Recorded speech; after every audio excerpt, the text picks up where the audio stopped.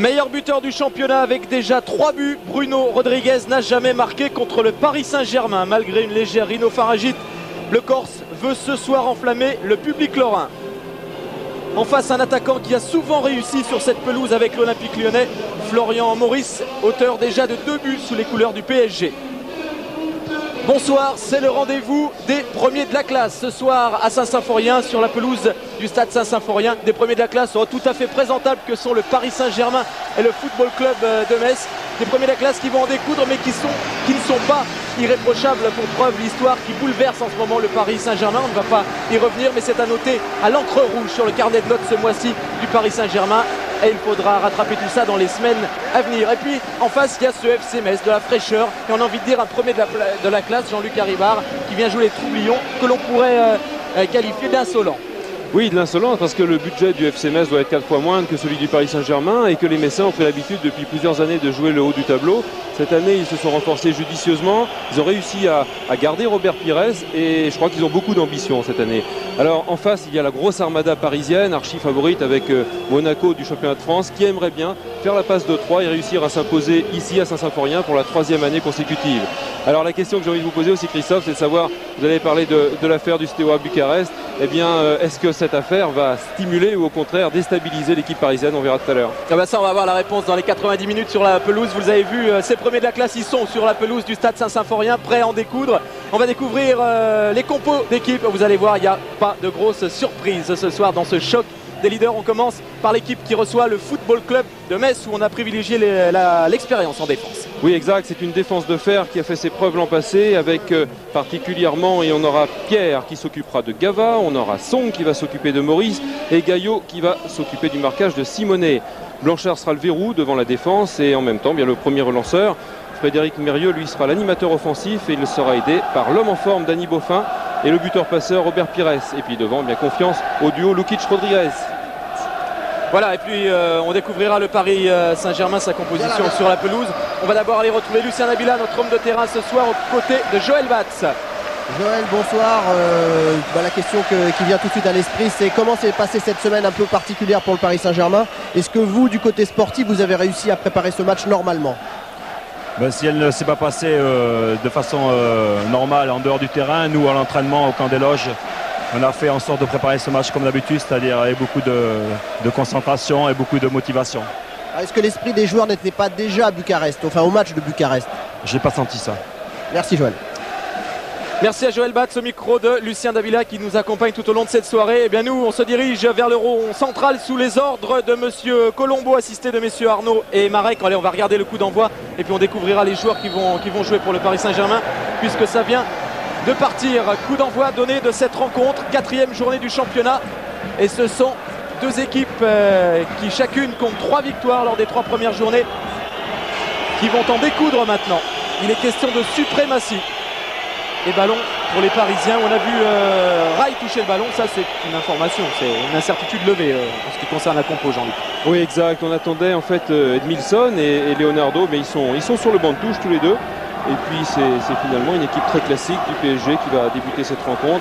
Rai est bien remis, lui, de sa blessure à la cheville. Et puis Guérin a été préféré à l'ancien joueur de Porto. Et puis Ricardo l'a annoncé, il l'a dit et redit, PSG vient jouer ici l'offensive parce que c'est ce qu'il sait faire le mieux. Mais Metz aussi veut jouer l'offensive avec des joueurs qui sont attirés vers l'avant. Robert Pires, Dany Beaufin, vous découvrirez tout cela. Et ce sont les Messins qui sont en possession du ballon avec Blanchard. Qui peut transmettre à Rodriguez. Robert Pires maintenant. Il bascule complètement le jeu sur le Belge là-bas, Dany Beaufin. Et il va tenter de déborder Dany Beaufin. Et contré par Vincent Guérin. Ça ne sera pas le premier corner, puisque le poteau de corner en a décidé autrement. Oui, on peut voir une première indication dans le jeu messin. On a vu tout de suite Robert Pires occuper le flanc droit, alors qu'on l'attendait plutôt à gauche. Et puis Dany Beaufin, lui, est parti côté gauche, sur son pied gauche. Mais c'est un peu ce qu'a demandé Joël Muller. Ces deux joueurs, ils ont demandé de permuter tout au long du match. En tous les cas, ils ont démarré dans ce schéma. Frédéric Mérieux qui peut centrer. C'est au 2e poteau pour Bruno Rodriguez. Un petit peu long. C'est récupéré par Robert Pires. Et Mérieux maintenant qui va pouvoir frapper peut-être. La première grosse occasion de la rencontre, elle est signée Frédéric Mérieux. Et c'est en faveur du Football Club de Metz qui attaque tambour battant cette rencontre. Oui, ça part de Robert Pires. Centre, contré et Frédéric Mérieux contrôle instantané et frappe. Christophe Revaux semblait assez bien placé. En tous les cas, beaucoup de spontanéité dans le geste de l'ancien Lensois.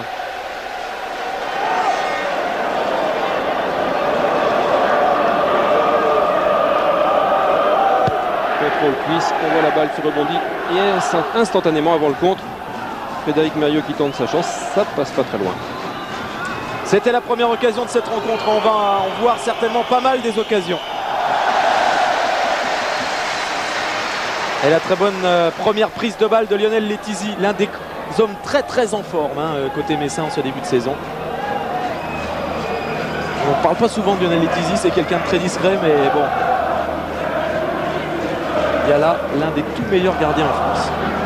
Oui, c'est peut-être un petit peu le préjudice de jouer l'an passé dans une équipe qui a plutôt stagné dans les profondeurs du classement. Et il n'a pas eu trop souvent l'occasion de faire parler de... Il y a 2 ans, à Nice. Il y a 2 ans, bien sûr, oui, l'an dernier, il était déjà bien du coup avec le FC Metz. Bien sûr. Grégoire Bersong qui tentait de lancer Rodriguez, c'est en touche. Bah, c'est parti sur bonne base, Jean-Luc. Oui, c'est parti très vite, c'est parti dans les schémas annoncés. Metz joue un 4-4-2 classique. Joël Muller a demandé pas mal de choses à Robert Pires cette année, notamment de se repositionner un petit peu plus au milieu de terrain, d'avoir une tâche un petit peu plus grande dans la récupération du ballon. Et on va voir justement quelle va être l'attitude de Robert Pires face à sans doute le meilleur milieu de terrain actuel du championnat de France. Jean-Luc et Christophe. On écoute Lucien Davila. Oui, juste pour vous dire que M. Colombo vient de demander un changement de ballon puisqu'il trouvait que celui qui avait débuté la rencontre n'était pas assez gonflé, donc il a demandé un autre ballon et on vient de changer de ballon. Voilà, tout simplement. Ah, il a entendu ça au bruit, M. Colombo, mais c'est un habitué, il a l'expérience parce qu'il n'a pas touché le ballon encore, M. Colombo.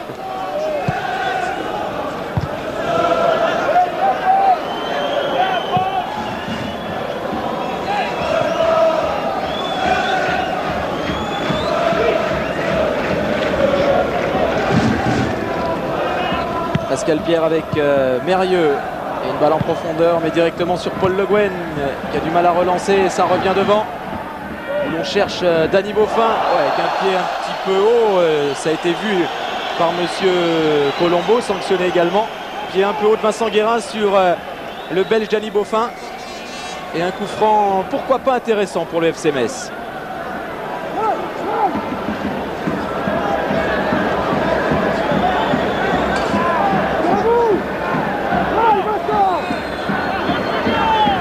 Pronostic là, Jean-Luc. Grosse frappe de Bruno Rodriguez ou... Moi je pense que ça va être une balle au deuxième poteau à mon avis. Eh ben non, c'est grosse frappe de Rodriguez, mais c'est pas allé bien loin. Et derrière c'est la reprise de Frédéric Mérieux. Donc j'avais tout faux. Mais... Ah, c'est le jeu des pronostics. Christophe, oui, c'était un peu loin quand même. Christophe. Oui, Lucien. Oui, si vous avez eu un petit doute, je peux vous dire que les Messins aussi ont un petit doute, mais Joël Muller s'est chargé de remettre de l'ordre puisqu'il a demandé à Bruno Rodriguez de le frapper. Donc voilà pour l'information. Alain Roche avec Paul Le Guen. Alain Roche encore qui a vu le départ là-bas sur la droite de Jimmy Algerino mais qui est parti un peu trop vite. Tant et si bien qu'il était hors jeu, Jimmy Algerino.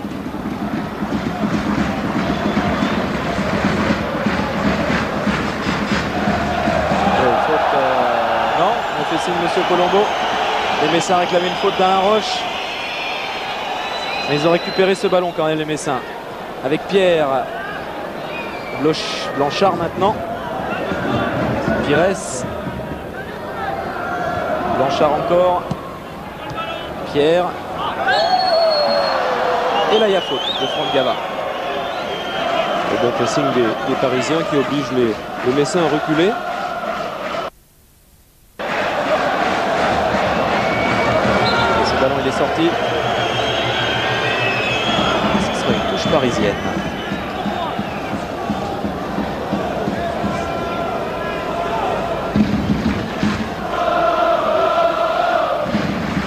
Et Paul Le Guen déjà pas mal sollicité depuis le début de la rencontre.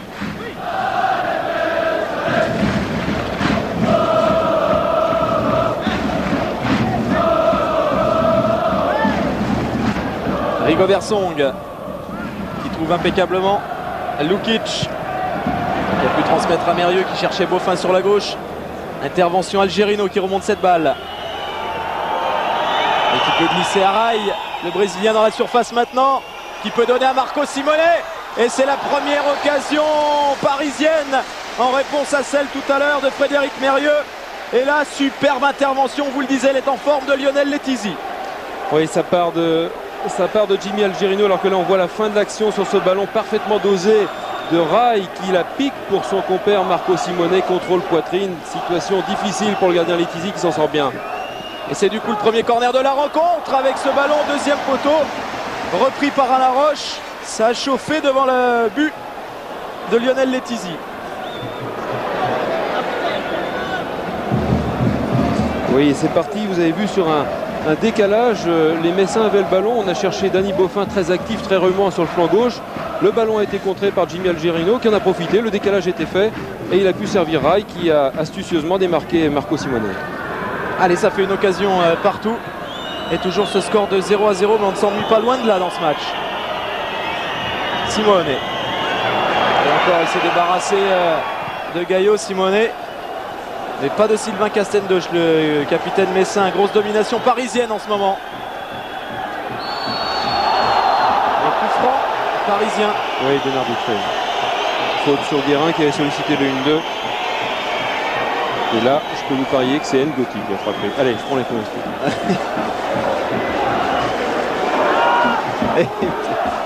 Vous étiez pas loin de terme. Hein. Parce que Rai a joué vite. Oui, Rai, il a voulu jouer vite ce coup franc. Très fort, là c'est sûr maintenant, c'est pour Bruno Ngoti, c'est parti, la frappe de Bruno Ngoti au-dessus du cadre. Ouais, c'est un classique côté PSG, petite balle pour décaler Bruno Ngoti du mur, ça lui ouvre tout le but, malheureusement pour les Parisiens, et heureusement pour les Messins, bien cette balle passe assez largement au-dessus. Un petit peu en déséquilibre Bruno Ngoti au moment de la frappe.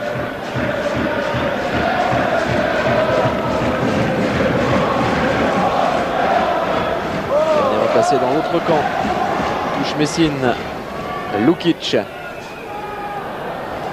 Surveillé par deux Parisiens. Algerino et Guérin. Et c'est Guérin qui a pris ce ballon et qui repart avec ce ballon. Contré par Mérieux. Beaufin maintenant. Grosse concentration des joueurs messins côté gauche. On voit maintenant Robert Pires qui est venu donner un coup de main à son compère Beaufin. Et peu de monde à droite. Avec le centré Dany Beaufin, mais un centre derrière la cage de Christophe Revaux. Ça ne donnera donc rien, si ce n'est un petit peu d'air à la défense parisienne.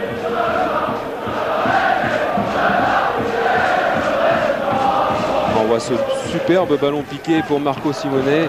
Ballon de Rai et Letizy qui ferme bien l'angle. Quel arrêt de Lionel Letizy.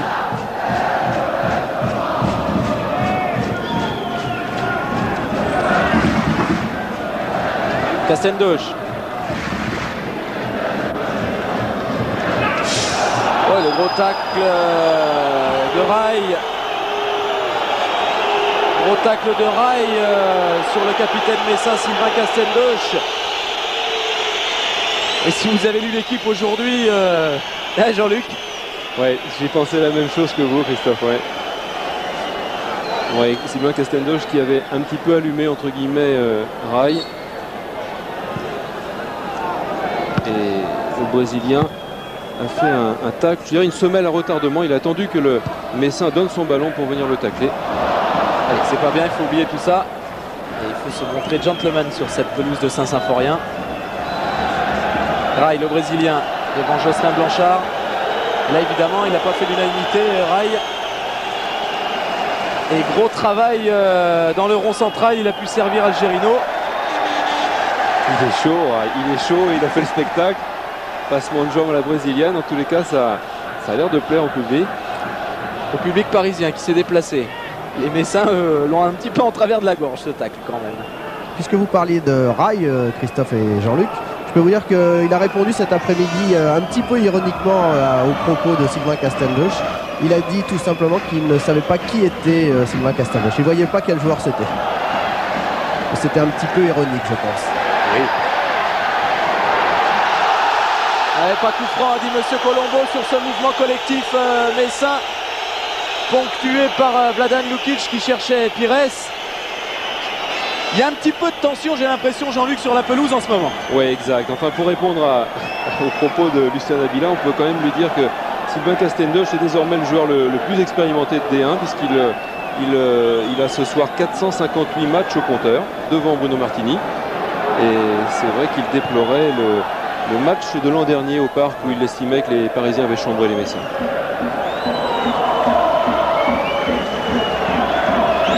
C'est la petite guéguerre d'avant-match. C'est pas mal, c'est assez phénoménal, hein, 458 matchs. Ouais. On n'aime pas trop partager un fauteuil pour deux, comme on dit. Hein. Ouais. Ngoti qui a pu frapper, c'est contré par Marco Simone et ça a failli prendre à revers Lionel Letizy. Ah oui, Bruno Ngoti dans une position qu'il aime bien, c'est-à-dire pas très loin du but, et Marco Simone toujours attentif, toujours à l'affût de la moindre déviation. Poison constant pour le gardien. En tous les cas, il a bien failli tromper Lionel Letizy.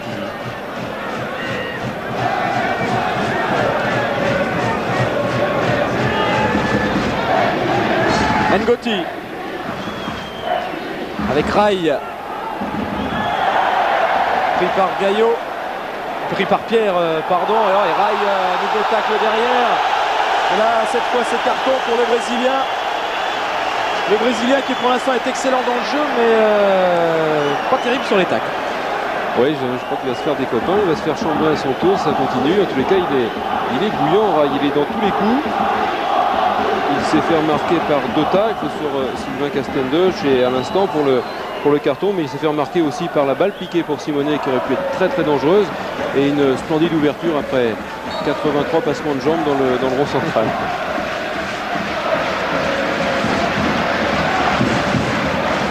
Gaillot cherchait dans le couloir Rodriguez, récupéré par Pires, il joue avec Beaufin.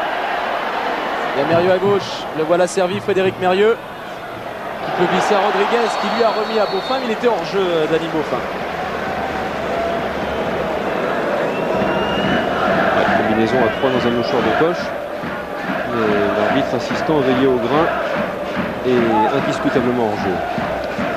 Bien arbitré.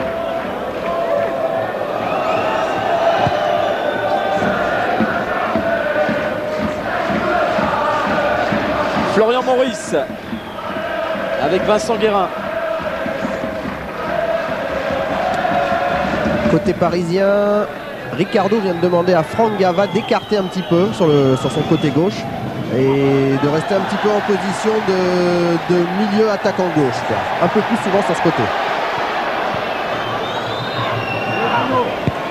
Rodriguez avec Mérieux. Oui, le bon appel là-bas. Oui, dommage, ballon un petit peu long de Frédéric Mérieux pour Dany Beaufin. Oui, c'était bien joué côté messin parce que pour Bruno Rodriguez, peu de solutions au centre. Le jeu demandait à revenir en retrait pour Frédéric Mérieux qui avait toute la vision de l'attaque messine. Et Metz qui pousse en ce moment, Beaufin avec Robert Pires, c'est dans un tout petit espace encore une fois. Et ce sera une touche en faveur des Messins. Bon travail de Vincent Guérin défensivement pour le moment, Jean-Luc. Oui, il a été préféré à Edmilson, certainement parce que son excellent début de saison a incité son entraîneur Ricardo à le faire jouer dans ce match ô combien important. Dans tous les cas, on connaît sa vaillance, sa maîtrise, sa lucidité. Toujours là dans les bons coups et puis souvent décisif par ses buts. Il n'insiste pas assez là-dessus, c'est un joueur qui sait marquer et marquer des buts importants. Le corner frappé par Mérieux, c'est Ngoti qui a renvoyé de la tête sur Maurice et la contre-attaque parisienne peut-être orchestrée par Simone. 3 contre 4. Franck Gava. Allez, le soutien parisien, oui. Rai qui écarte avec Domi. En profondeur sur Maurice dans la surface. Il s'est débarrassé de Pierre Maurice. Il n'a pas pu passer ce dernier rempart messin qui est impeccable pour le moment. Lionel Letizy. Oui, attention, Pascal Pierre, quand on se jette pour jouer l'interception, il faut être sûr de son coup parce que sinon, dans la surface de réparation, c'est quasiment occasion de but immédiatement. Pires, qui cherchait Mérieux. Attention, ce ballon a laissé filer Frédéric Mérieux. Le coup bien rattrapé par Beaufin. Rodriguez.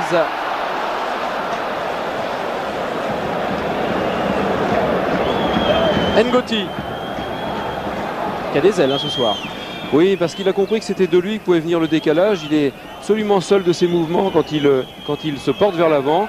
Et ça, c'est un problème que les Messins vont être obligés de résoudre rapidement. Deux fois, il a été en position de tir.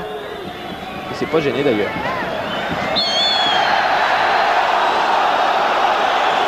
Coup de sifflet de Monsieur Colombo qui avait laissé l'avantage et qui revient sur une première faute. Celle-ci. Oui, semble-t-il. Qui n'a pas échappé à Laurent Daume. Oui, Vladan Lukic qui a essayé d'arrêter illicitement Manon Ngoti. Simone avec Vincent Guérin. De nouveau l'Italien Marco Simone. Bien suivi, bien pris par Pascal Pierre et Riru Robertson qui est venu faire le ménage de Camerounais. Et lui bien pris par Franck Gava qui joue avec Rai.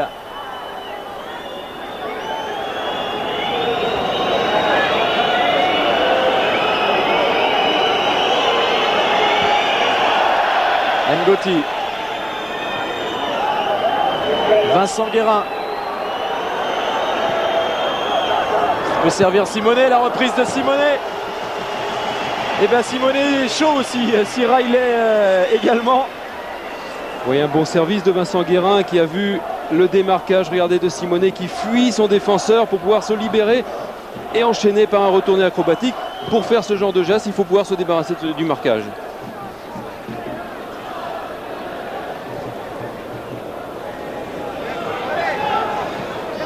Roche avec Didier Domi qui perd ce ballon, qui le met en touche. Joué vite par Robert Pires avec Lukic. Qui voulait redonner à Robert Pires. Petite mésentente entre les deux hommes. Et c'est Robert Pires qui s'excuse auprès du Yougoslave.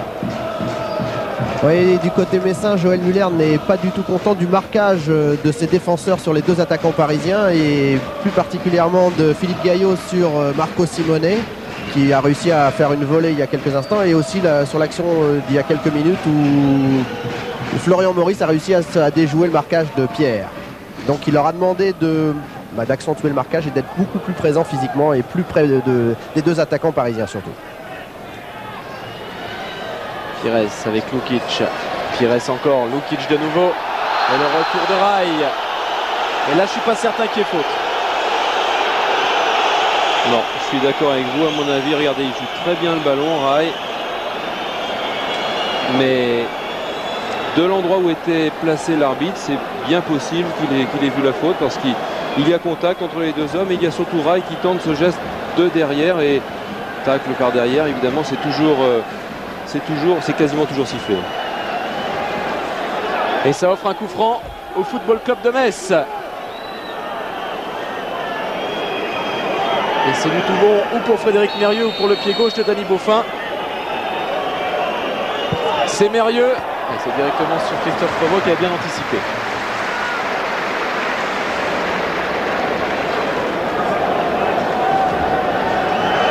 Ouais, 3 pas d'élan. Frappe pure, enroulée, bien cadrée. Mais pas de problème, c'était un petit peu loin quand même pour inquiéter Christophe Provo. Alain Roche à la relance avec Vincent Guérin suivi par Danny Beaufin.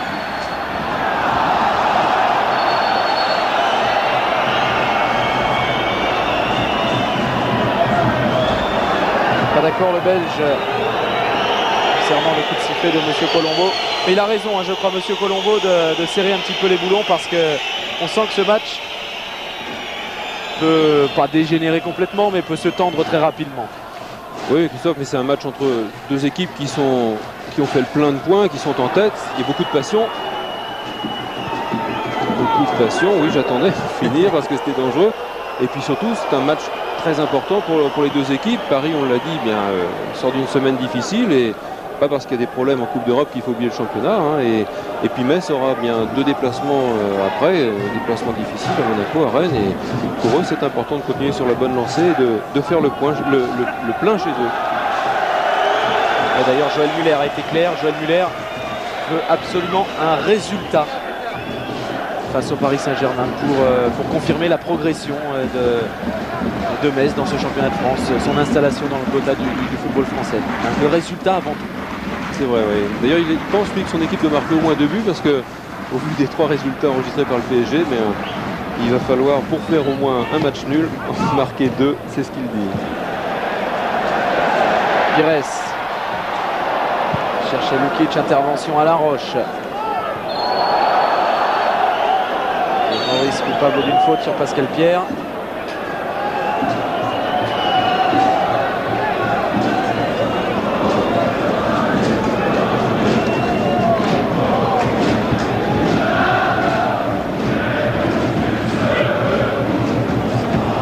Sylvain Casteldoche pour effectuer ce coup franc. Sur Pires. Dégagement de Bruno Ngoti. Ça va permettre à toute l'équipe parisienne de se replacer.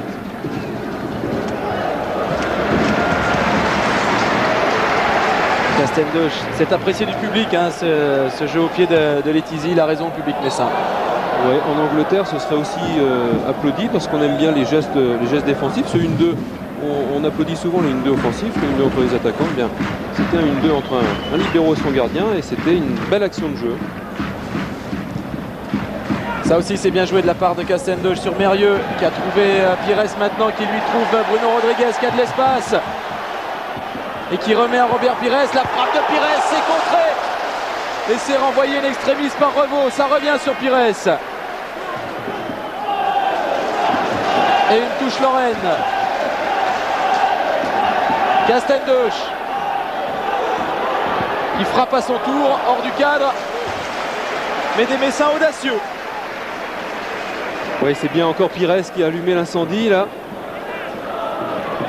Alors qu'on revoit Bruno Rodriguez qui s'était échappé, qui remet en retrait. Et dans la course, ballon pris de l'intérieur du coup de pied et cadré. On le voit feinter le centre et la mettre en retrait. Tout seul, Pires, comme elle vient, intérieur du pied, elle prenait la direction de la lucarne. Et pourquoi Rodriguez a pu centrer, a pu être tout seul? Eh bien c'est parce que pour une fois les Parisiens ont mal joué la ligne et Alain Roche couvrait, ce qui a permis de faire le décalage. Blanchard avec Pires.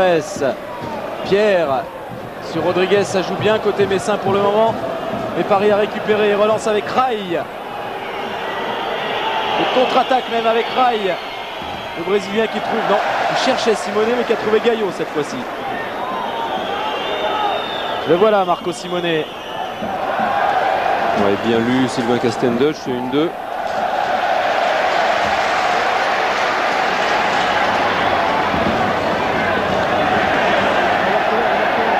Accélération de Blanchard qui s'appuie sur Rodriguez, qui remet à Rodriguez.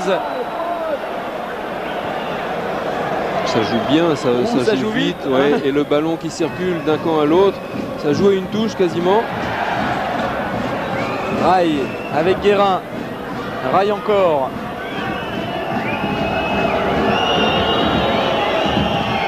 Pour Maurice, surveillé par Rigobert Song. Raï quand même. Franck Gava. Jimmy Algerino. Et désormais c'est une poussée parisienne. Et avortée par la défense messine. Et ça repart côté messin. Pires. Et bon retour de Didier Domi. On ne lui a pas parlé à Robert Pires, il se fait chipper ce ballon.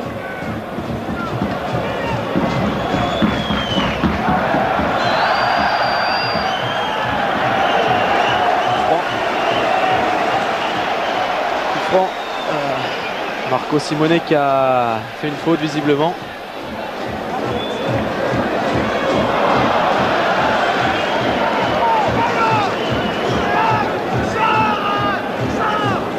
Pas le temps de souffler dans cette rencontre. Oui, rythme assez relevé et quand on est au bord du terrain et qu'on ressent cette cette moiteur, cette chaleur assez étouffante, on se demande s'ils pourront tenir toute la partie. En tout cas, pour l'instant, ils sont en train de réaliser une performance. Ah ouais, ça va vite. Que ce soit les uns ou les autres. Maurice avec Guérin. Qui a vu Algerino là-bas, Jimmy Algerino en position d'ailier maintenant. Qui remet derrière, Vincent Guérin. Ngoti. Guérin. Rail. Qui lui s'appuie sur Ngoti, la 1-2 entre les deux hommes. Mais nouvelle intervention de Sylvain Castendeuch qui relance.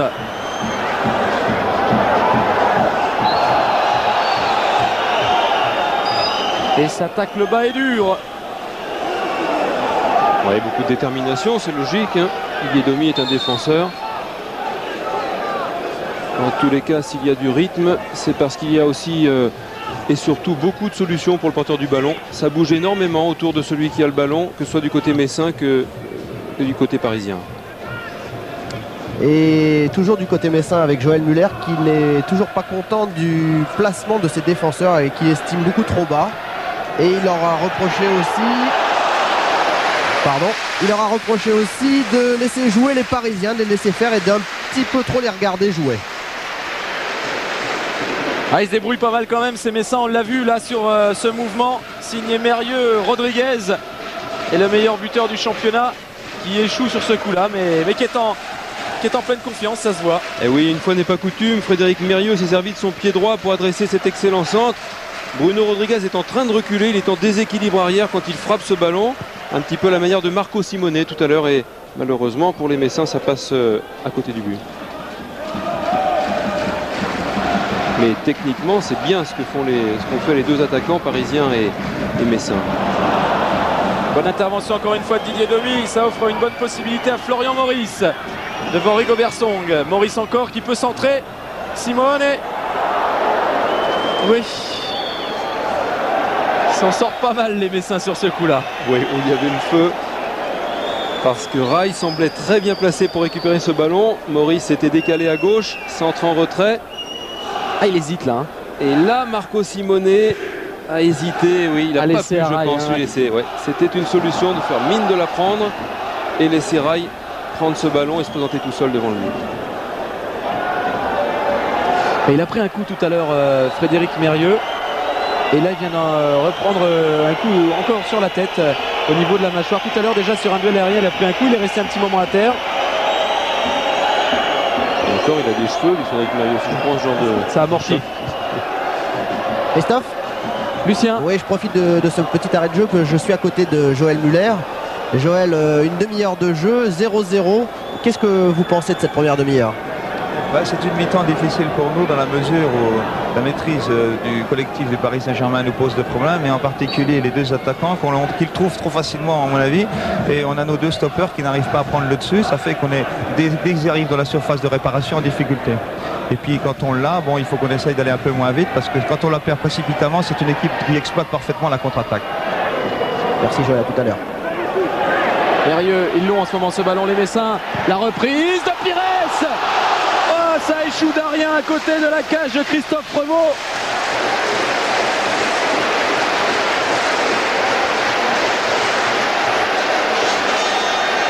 C'est incroyable cet art du démarquage que possède Robert Pires. Il sait parfaitement se décaler, se faire un petit peu oublier, et il place là sur ce ballon piqué de Frédéric Mérieux qui avait renversé totalement le jeu. Il place une reprise de volée croisée. Eh bien, c'était pas loin. Techniquement, c'est pas facile là non plus parce qu'elle vient de loin. Elle était haute cette balle et c'était en pleine course, mais il a de la technique, Robert Pires. Ah oui. Et ça tombe bien qu'il fasse un gros match ce soir. Il en fait beaucoup des gros généralement, mais ce soir c'est pas mal parce qu'il y a le sélectionneur national qui est là, Aimé Jacquet. Ouais, lui qui était resté sur une mi-temps en demi-teinte, tournoi de France contre le Brésil.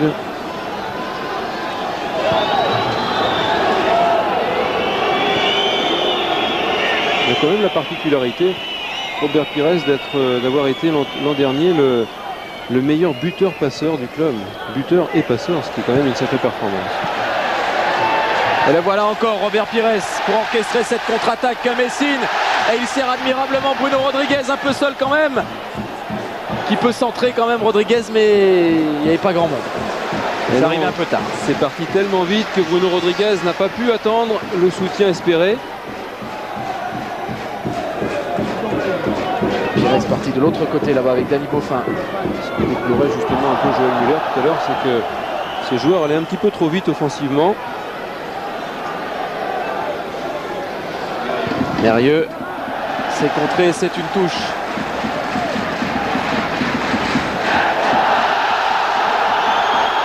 C'était pas mal fait ça de la part de Danny Beaufin face à deux Parisiens. Main ou pas, en tous les cas il y a eu une réaction du public. Et oui, une réaction instantanée du Belge.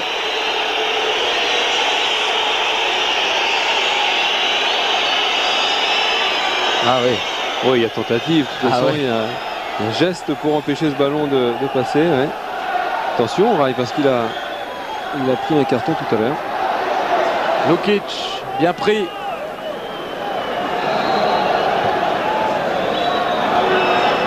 Et la super relance de Paul Le Guen derrière pour Rai, qui pêche un peu dans son centre là. Ça repart côté Messin. Quelques bonnes minutes, Messine qui trouve des espaces comme ici avec Vladan Lukic. Face à Alain Roche, Lukic qui peut centrer, renvoyé par Paul Le Guen, ça revient, Lukic encore. Et Le Guen toujours. C'est un bras de fer que se livrent les Messins et les Parisiens en ce moment, mais personne ne craque pour le moment. Beaufin avec Frédéric Mérieux qui va pouvoir centrer. Et c'est un corner. Oui, on sent une grosse volonté chez les Messins d'aller très vite une fois qu'ils ont récupéré le ballon, parce qu'ils savent avec quelle aisance la défense parisienne et l'équipe parisienne s'installe. Et elle est très difficile à contourner, très difficile à prendre en défaut. Et c'est en récupérant des ballons au milieu de la pelouse qu'on peut, en allant très vite, porter le danger dans le camp parisien. Jimmy Algerino qui reste à terre. Je ne sais pas s'il se ressent du coup de tout à l'heure, de son choc avec Frédéric Mérieux, ou s'il a pris le ballon sur le centre là plutôt. Ouais, c'est plutôt ça. Christophe? Oui, Lucien, on va vivre le corner, Lucien. Oui, pardon. Frappé par Mérieux, la tête de Rodriguez, pas tout à fait assez grand. Bruno Rodriguez, ça va revenir. Beaufin. Qui use de ces petits ballons, Beaufin, et ça marche. Le Belge qui peut centrer maintenant au deuxième poteau, il n'y a personne. Il y a Alain Roche. Et toujours cette pression Messine avec Pascal Pierre. Mérieux maintenant. Qui a tenté le lob sur Revaux. Pourquoi pas, mais en tout cas il y a des gestes, c'est somptueux en ce moment.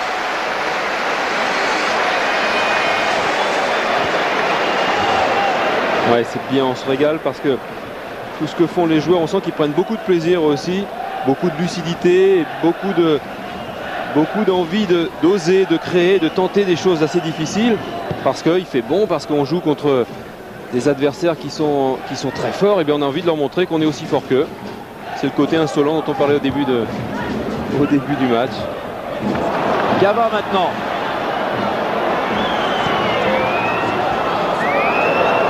Le retour de Danny Beaufin, travailleur infatigable, hein. Inusable ce petit Belge. Lucien, si c'est rapide, c'est à vous. Oui, non, tout à l'heure, je voulais simplement vous dire que c'était pour Jimmy Algerino, c'était simplement un ballon au mauvais endroit qui était sur le centre de Mérieux qui a occasionné le corner, pardon. Voilà, c'est tout simplement pour vous dire ça. Ouais, et puis pendant ce temps-là, on a revu le formidable tacle de Bruno Rodriguez qui a permis à Danny Beaufin de porter le danger devant le but de Revaux. Un tacle peut-être défensif mais aussi offensif, et là ça a bien failli être décisif. Ça, c'était un tacle défensif. Blanchard avec Rodriguez, serré de très près par Alain Roche. Ballon parisien maintenant, Ngotti, Simone. Suivi lui de très près par Gaillot, mais pas facile de lui prendre le ballon à cet Italien. Pas facile de les serrer. Joël Muller déplore le marquage peut-être un petit peu trop lâche à son goût de ses défenseurs, mais quand on voit les appels, les contre-appels. Ah, ça c'est bien fait, Pires va vite. Et Christophe Revaux aussi qui est sorti à la rencontre du petit joyau du FC Metz, Robert Pires. Bien joué à la manière d'un goal volant, il avait bien senti le coup et il était grand temps qu'il intervienne.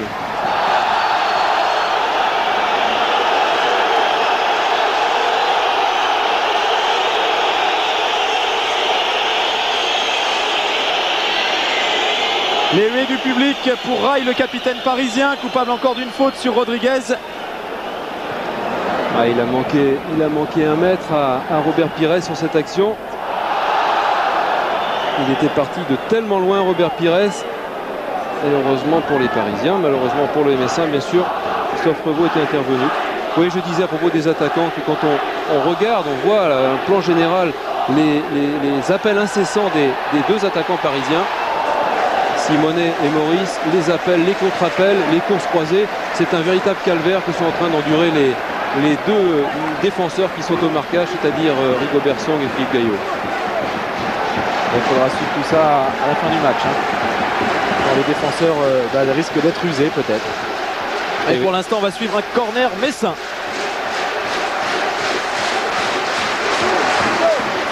Toujours frappé par Mérieux. Chercher Blanchard, oui, ça c'est une combinaison messine. Vous connaissez la frappe de Jocelyn Blanchard. Et le centre de Pierre, ça file, c'est pas perdu. Mérieux, aïe, dommage, un contrôle manqué, il s'en veut le milieu de terrain messin. Et Bruno Rodriguez aussi parce qu'il est passé un cheveu. Il va reprendre ce ballon de la tête, regardez, il va se jeter. Ballon bien fuyant qui fuit le gardien, ballon frappé fort devant le but. Impossible pour un gardien de sortir. Et je vais vous dire, en plus Jean-Luc, Rodriguez il s'est promis quelque chose. Il a tout comme Pires de gagner face au PSG, mais surtout il a envie de marquer de la tête. Parce que dans sa carrière, il n'a pas marqué beaucoup au début de la tête. Il a marqué un seul et c'était contre Monaco.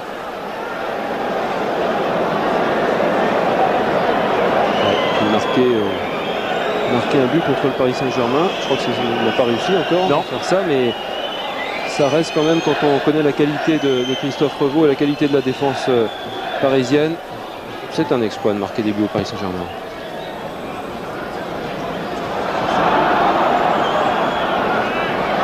On a parlé de la défense messine, qui est la meilleure défense du championnat l'an dernier, il y a 2 ans aussi d'ailleurs. Pas oublier que l'an dernier c'était le PSG, un but seulement de Metz qui était la 2e meilleure défense. Récupération Pires qui trouve tout de suite de la profondeur avec Rodriguez et Mérieux lui avec Beaufin là-bas parti sur la gauche et qui va vite, Dany Beaufin, et là il y a du monde dans la surface et il y a ce tacle de Jimmy Algerino, tacle terrible de Jimmy Algerino qui prend un jaune. Ouais, c'est parfaitement justifié. Jimmy Algerino aurait pu se contenter de tacler avec le pied droit pour empêcher le centre.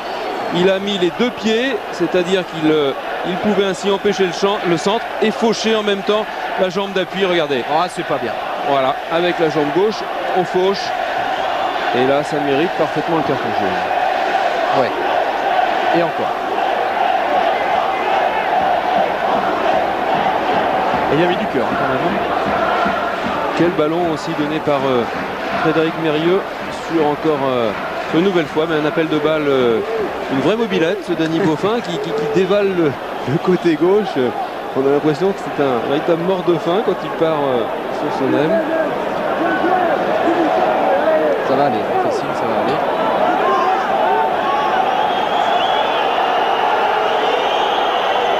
Là, à mon avis, il récupère un peu parce que pendant ce temps-là, c'est le coup franc avec la montée de Pascal Pierre et une montée accompagnée d'une faute sur Alain Roche.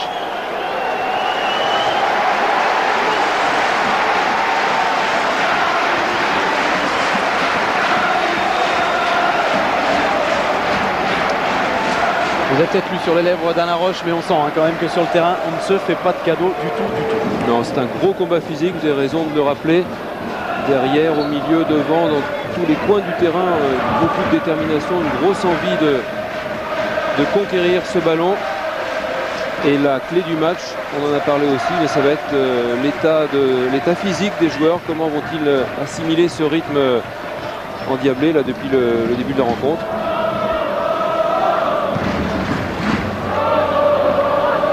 Pires qui bute sur Ngoti et Blanchard récupère et relance impeccablement à droite sur Pierre. Pires encore qui va aller provoquer Le Guen qui choisit de centrer. Oh, pour Lukic alors qu'Algerino était passé au travers. Et du coup Lukic avait tout son temps là et il n'en a pas profité.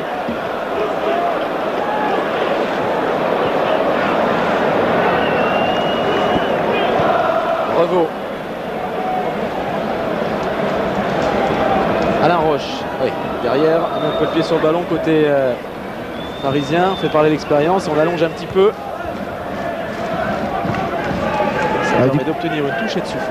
Oui, pendant ce temps-là, du côté messin, on a demandé à Geoffrey Toys de partir s'échauffer au cas où Danny Boffin se ressentirait du coup de Jimmy Algerino il y a quelques instants. Ouais, alors qu'on a revu la mauvaise inspiration de Vladan Lukic, c'est-à-dire qu'il était parti pour la frapper comme elle venait, cette balle de la tête, et il n'a pas pu changer d'inspiration. Il aurait pu oser, il aurait dû oser le contrôle, et il était seul face au but de Christophe Revaux.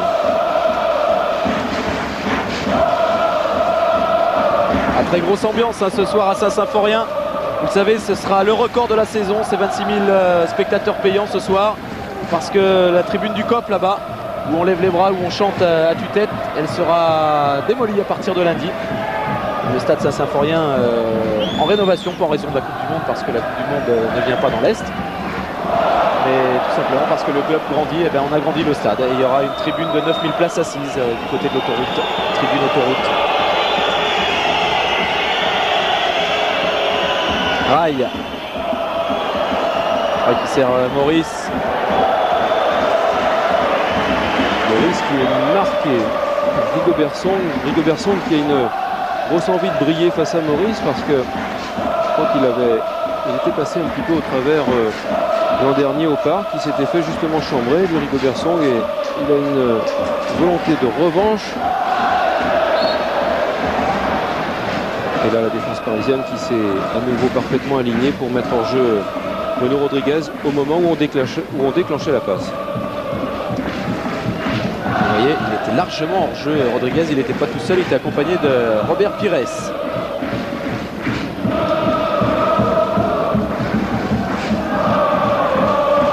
Vincent Guérin pour les derniers instants de cette première période passionnante, sans but certes, mais de très bon niveau.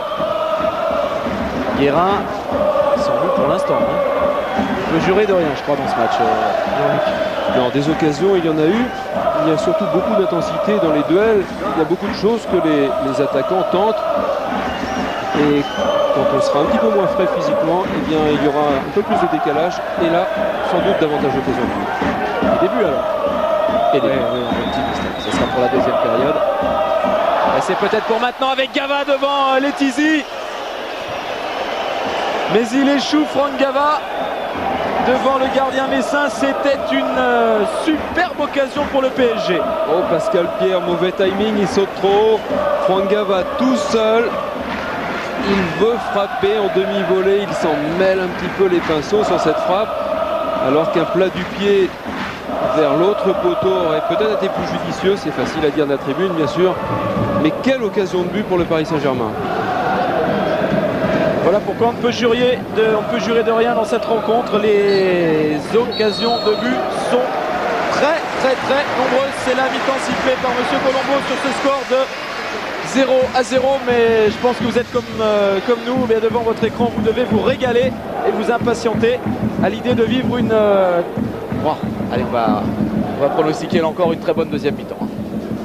Ah oui, si on a le même rythme, si on a la même volonté de jouer et de faire vivre ce ballon, on va encore se régaler. Christophe ? Allez Lucien, oui, c'est à vous. Avec Vincent Guérin. Vincent, on a vu une excellente première mi-temps des Messins et des Parisiens. 0-0, qu'est-ce qu'il manque pour qu'il y ait un but ? Tout simplement de l'efficacité. Je crois que les deux équipes se sont créées des bonnes occasions. Ça aurait pu sourire d'un côté ou de l'autre. Mais bon, bah, la réussite n'a pas été ni du côté messin ni du côté parisien. C'est pour ça qu'on se retrouve à 0-0. Mais je crois que c'est un match intéressant et très agréable. Et ben, tout à l'heure et bonne deuxième période. Merci. Ouais, quand on connaît l'adresse de Franck Gava, on a revu cette occasion de but, c'est la plus belle de la première mi-temps et on l'a vu se prendre la tête à deux mains et dire c'est pas vrai, c'est pas vrai. Et je crois que pour une fois, lui qui est si à droite devant le but, il a fait le mauvais choix. Oui, c'était l'une des plus belles occasions de cette première période. Il y en a eu un paquet. Je crois qu'on n'a pas assez d'une main pour les compter, ces occasions en première période, d'un côté comme de l'autre. On a vécu un match très vivant, passionnant. On l'espère que ce sera de même facture lors des 45 dernières minutes. Pendant ce temps-là, Leonardo, Edmilson, Ravizandratana, Laurent Fournier à l'échauffement. Peut-être des changements à la reprise. On verra tout ça avec Lucien Dabila. Et pour l'instant, Lucien, lui, il est en compagnie du sélectionneur national Aimé Jacquet. On les retrouve tous les deux. Aimé Jacquet, bonsoir. On en a discuté il y a quelques secondes. Vous avez trouvé cette première mi-temps excellente. Bon, bien sûr, un mot sur cette première mi-temps et aussi un mot sur vos internationaux. Bien, je dirais que c'est très rassurant. Un football français qui est toujours là, très présent, avec deux équipes qui sont très aussi présentes dans le jeu, qui donnent le meilleur d'elles-mêmes. Je crois que ce qui est intéressant aussi, c'est qu'il y a un stade plein, beaucoup de public, très enthousiaste. Je crois qu'il faut garder cet esprit-là, parce que c'est une saison exceptionnelle. Et l'équipe de France va bénéficier de tout ce beau football. Mais je dois dire qu'on est très gâtés depuis quelques temps. Alors puisque vous parlez de l'équipe de France, quel est le prochain rendez-vous des Bleus? Est-ce qu'il y a un stage? Est-ce qu'il y a un match? On a un grand rendez-vous le 15 octobre à Lens contre l'Afrique du Sud. Un match qui a son histoire, qui va marquer peut-être un petit peu le début d'une grande équipe comme l'Afrique du Sud, qui vient pour la première fois côtoyer le haut niveau. Elle est qualifiée pour la Coupe du Monde. Je crois que c'est une bonne reprise pour l'équipe de France. Alors j'attends avec impatience ce rendez-vous. Est-ce que vous allez rassembler les joueurs quelques jours avant ou est-ce que quelques semaines où vous allez vous retrouver à Clairefontaine comme d'habitude? On va voir comment l'organisation des championnats va se passer. Je crois que nous avons des rendez-vous, vous savez, par la FIFA, on a des règlements extrêmement draconiens.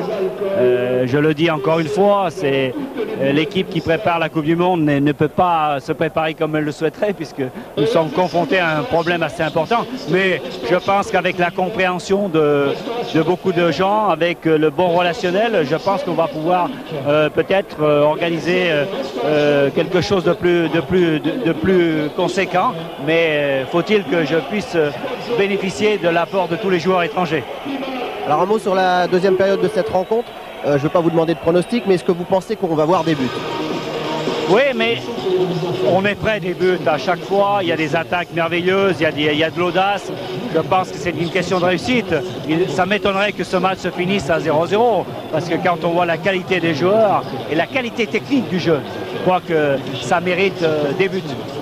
Espérons. Merci Aimé. Merci à Lucien Dabila qui était en compagnie d'Aimé Jacquet. Vous le voyez, les joueurs sont en train de regagner la pelouse de Saint-Symphorien. Et bien on va regagner nous le rond central. On va retrouver tous ces joueurs pour vivre cette deuxième mi-temps. Un petit mot au sujet de la Coupe du Monde. Ça intéresse prioritairement un stopper messin, Rigobert Song. Sachez que le Cameroun est aussi qualifié pour la Coupe du Monde en 98.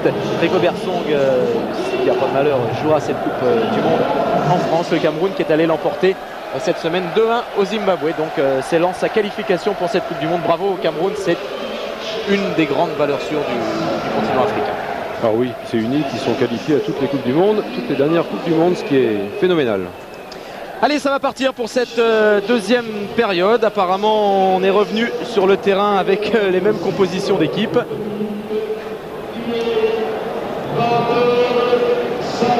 Oui, on est en train de regarder tout ça, Jean-Luc. Apparemment, même visage pour les deux formations.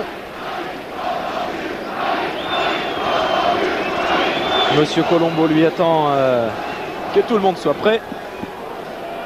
Il est bien prêt, Monsieur Colombo, auteur d'un très bon arbitrage dans cette première mi-temps. C'est pas un match facile à arbitrer. Non, impeccable. Monsieur Colombo, il a pris toujours la bonne décision. Il a su calmer les esprits. Il a su calmer aussi Rai, qui était assez fougueux au début de match. En tous les cas, pour l'instant, il tient parfaitement les deux équipes. Et c'est le Paris Saint-Germain qui a donné le coup d'envoi de cette deuxième période et qui est en possession du ballon maintenant avec Alain Roche. Guérin. Ça file jusqu'à Maurice, ouais, bien joué, qui remet à Guérin. Là c'est compliqué. Et intervention du qualifié camerounais, Rigobertson.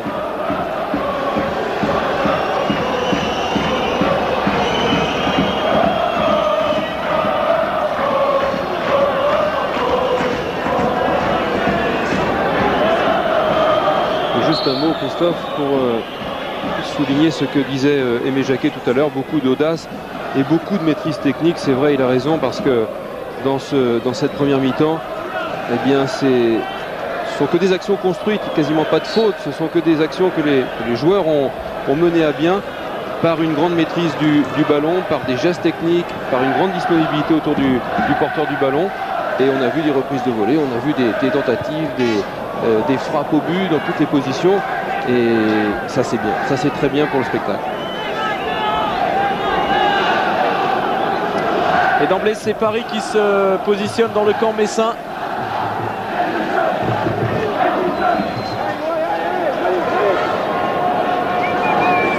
Avec cette touche que va effectuer Didier Domi.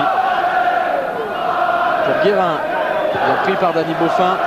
Et ballon renvoyé par Robert Pires, mais directement sur Paul Le Guen. Bruno Ngoti.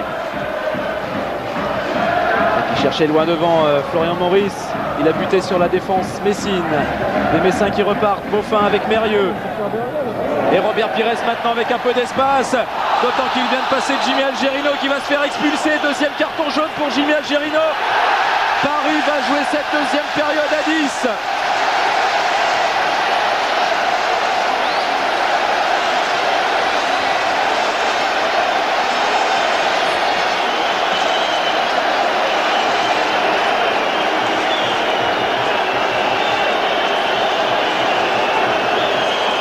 Ça, c'est peut-être le coup dur pour le Paris Saint-Germain.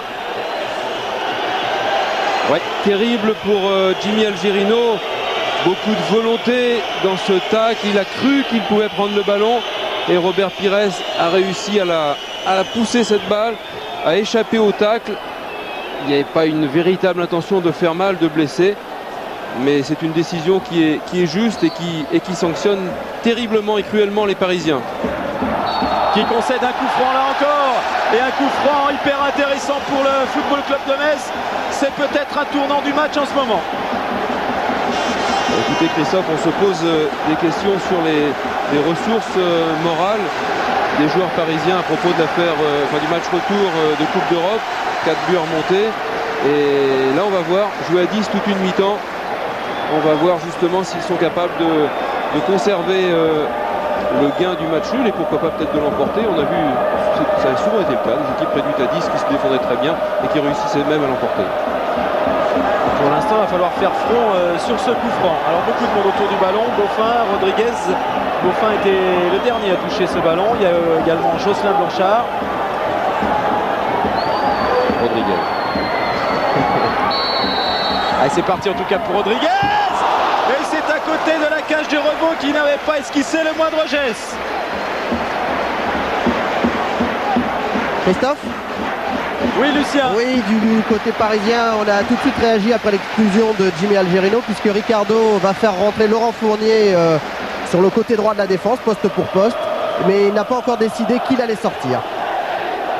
Ouais, logique, expulsion d'un défenseur, il faut absolument repositionner un défenseur dans le schéma de jeu parisien, alors qu'on revoyait cette frappe qui n'a pas été assez enroulée par Bruno Rodriguez. Elle a failli être gagnante. Mais toujours pas de but. Le Guen, loin devant, il cherchait Simonet, qui tombe devant le marquage serré de Gaillot. C'est un coup franc cette fois-ci pour les Parisiens. Égard à la force de frappe parisienne. Là aussi, ça peut faire mal. Toujours le même qui s'approche. Bruno Ngoti, Rail, et on voit évidemment le pied gauche de Paul Le Guen, qui semble être le mieux placé.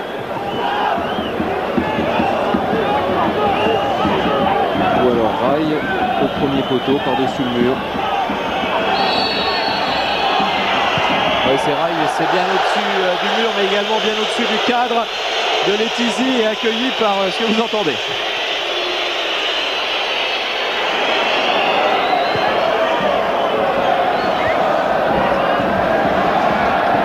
Blanchard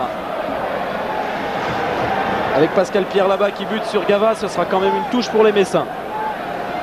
Oui, il faut remarquer aussi qu'en attendant le changement, c'est Vincent Guérin qui est venu se positionner en arrière droit. Frédéric Mérieux avec Gaillot. Allez donc chercher Pires, ça n'est pas passé. Simone. Et ce sera un carton pour Gaillot. Pour un geste qui me semble involontaire. Je ne sais pas s'il a bien vu Simone, Gaillot, dans sa course. Difficile à dire. Pas l'impression que Marco Simone soit un acteur de cinéma patenté. Plutôt un attaquant qui semble assez loyal dans les duels. En tous les cas, Philippe Gaillot qui est venu mettre la tête, la bousculer, l'a heurté un petit peu, mais c'est peut-être un petit peu sévère. Et c'est Laurent Fournier qui est rentré à la place de Vincent Guérin.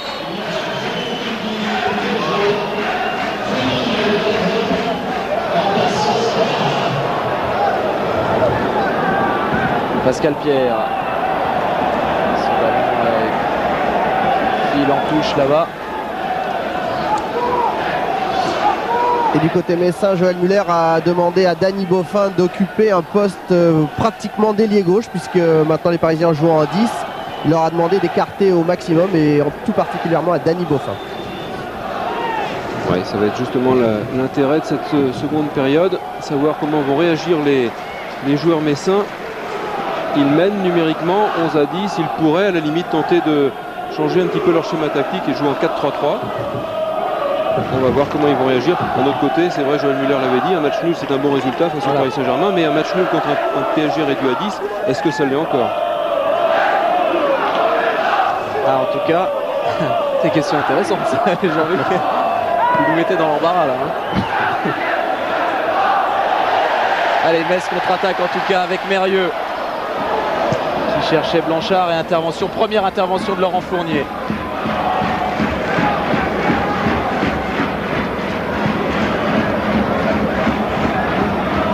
Pierre. Rigobert Song. Blanchard.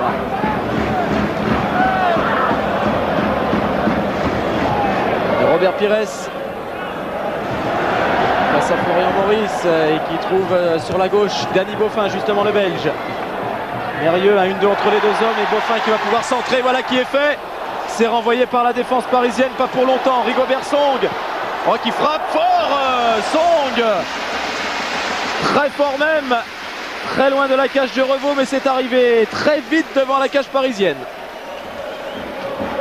Contrôle, il se la met bien sur son pied droit, mais c'est quand même un petit peu loin. C'est un petit peu loin, c'était quasiment de 30 mètres.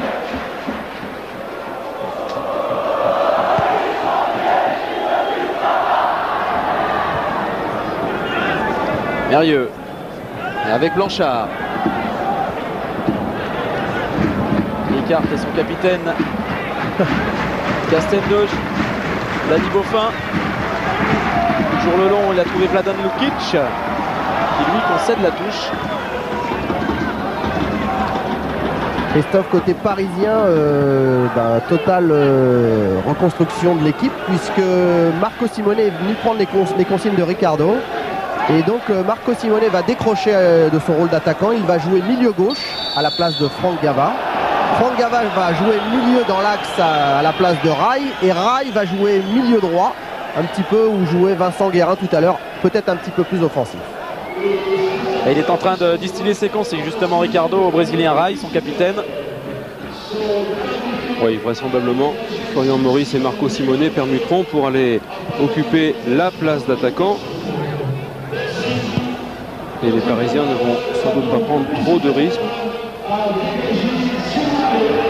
Rodriguez, mais c'était compliqué face à Fournier et Gava. Il fait l'effort quand même, l'attaquant messin, pour aller récupérer dans les pieds de Rail. Ngoti maintenant avec Didier Domi. Le long là-bas. Et Marco Simone, l'Italien qui est allé se placer sur la gauche donc.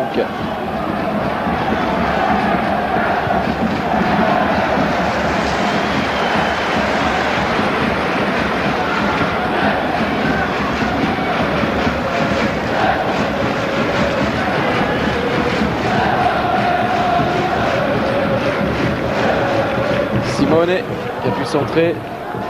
C'est dégagé par Philippe Gaillot, mais un petit peu de fébrilité dans cette défense messine. Oui, on sent les Messins un petit peu embarrassés tactiquement. Visiblement, ils hésitent sur la conduite à tenir. Alors qu'en revanche, côté parisien, eh bien, on a bien digéré l'exclusion de Jimmy Algerino. On s'est replacé, on s'est repositionné. Laurent Fournier est venu prendre sa place. Et pour l'instant, le match est très équilibré. Gava.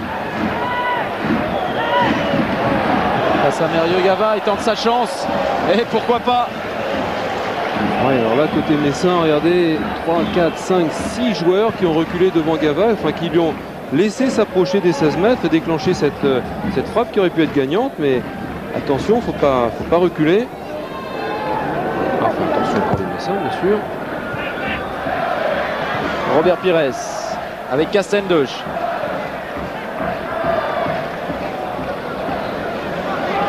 Toujours le capitaine Messin qui joue maintenant avec Jocelyn Blanchard. Pires là-bas. Petit ballon de Robert Pires pour Rodriguez signalé hors jeu.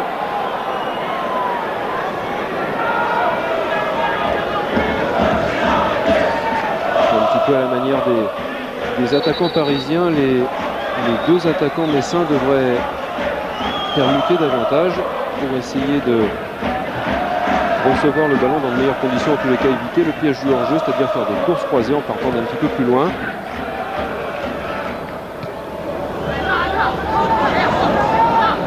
Gava avec le renfort de Laurent Fournier qui lance Rail là-bas sur le côté droit, suivi par Beaufin et taclé par le Belge. Ce sera un corner pour les Parisiens.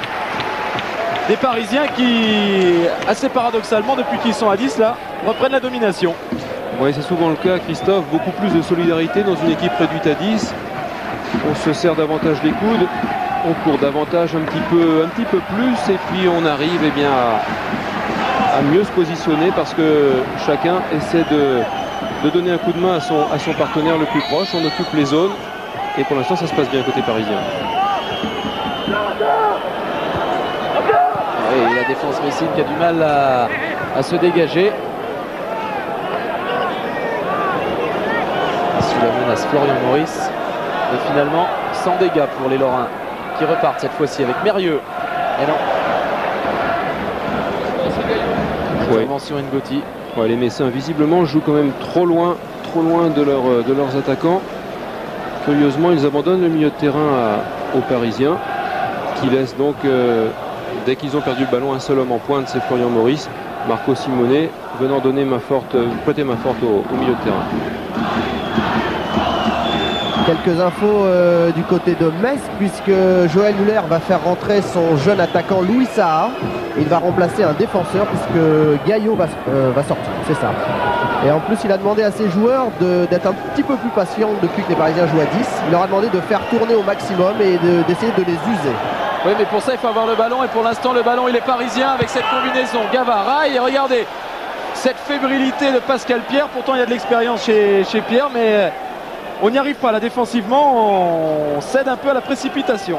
Oui, 6 joueurs messins contre un seul attaquant. Et finalement, les Messins en difficulté, un petit peu de fébrilité. Ouais, on ne s'est pas tellement parlé. Les Messins, beaucoup de joueurs qui ont été un peu spectateurs sur l'action.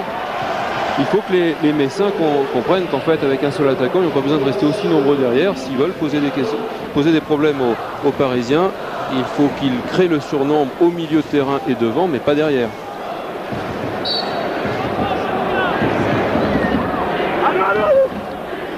Dans ce temps, Louis Saha est entré en jeu à la place de Gaillot. Louis Saha qui a eu l'occasion de sa première entrée en jeu l'autre fois en première division contre Bordeaux et de son premier ballon touché. Il n'a pas trouvé mieux que de marquer. C'est bien pour entrer en matière. Ah oui, quel souvenir. Castendoche avec Robert Pires qui a tenté de s'appuyer sur Vladan Lukic.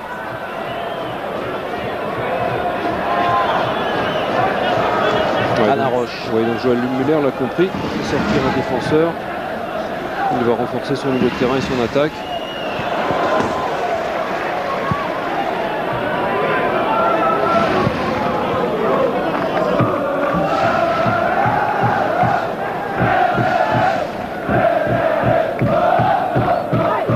Rail qui a tenté une chose difficile devant Jocelyn Blanchard. Il ne s'est pas laissé abuser, qui a relancé avec Mérieux. Mérieux pour ça, et carton pour Florian Maurice et ce tacle à retardement sur le meneur de jeu messin. Ça fait beaucoup de cartons côté parisien.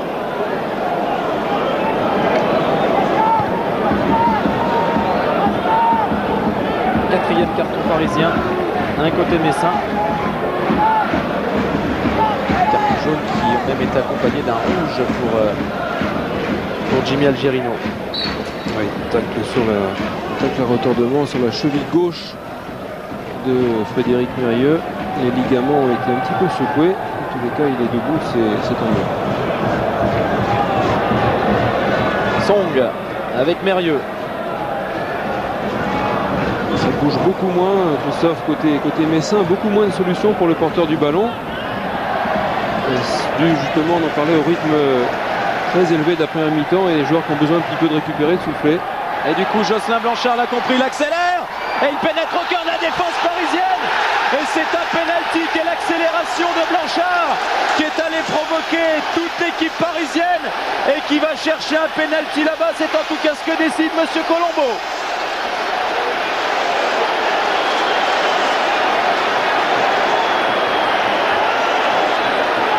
Superbe inspiration de Jocelyn Blanchard. Il n'est pas attaqué, il part en dribble. Et au moment où il arrive sur Paul Le Guen, eh bien, il est bien fatigué. Et il a l'air d'être tombé un petit peu tout seul. Difficile, difficile à dire sur ce ralenti. On a eu l'impression à vitesse normale qu'il était accroché. Sur le ralenti, il a bien joué le coup parce que Paul Le Guen met la jambe et Jocelyn Blanchard fait pas d'écart pour éviter la jambe.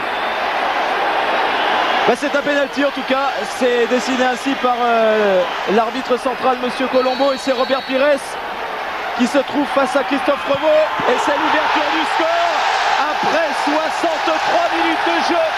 C'est signé Robert Pires et 1-0 pour le FC Metz et le deuxième but cette saison pour Robert Pires.